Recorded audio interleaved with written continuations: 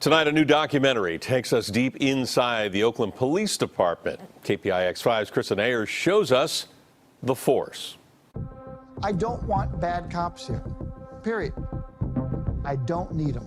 At the time, he was an idealistic chief determined to root out corruption in an embattled police department and gain the trust of a wary community. This is The Force. The documentary follows the Oakland Police Department over 2 tumultuous years, starting in 2014.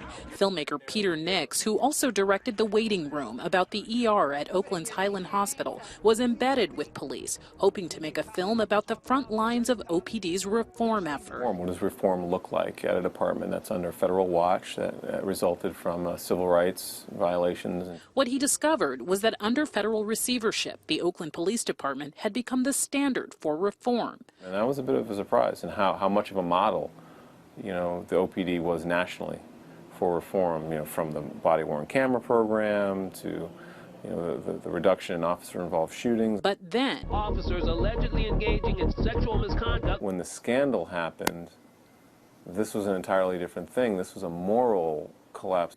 One of the casualties of the sex scandal, the chief himself, who was supposed to change the department from within. My gut feeling was that he was so close to satisfying the requirements of reform that when this scandal broke, he wanted it to just go away. He didn't want that to be the focus. It brought his tenure to an ignominious close. OPD has had spectacular successes and spectacular failures. Civil rights attorney Jim Channon says the film holds a mirror up to the police department, showing the good and the bad. Under the NSA, we've seen uses of force drop. We had 2 years with no shootings.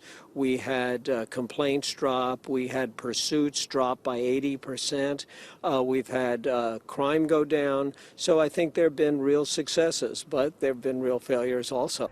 In Oakland, Kristen Ayers, KPIX5. This film, The Force, won a Best Director award at Sundance. It premieres in San Francisco and Oakland on Friday.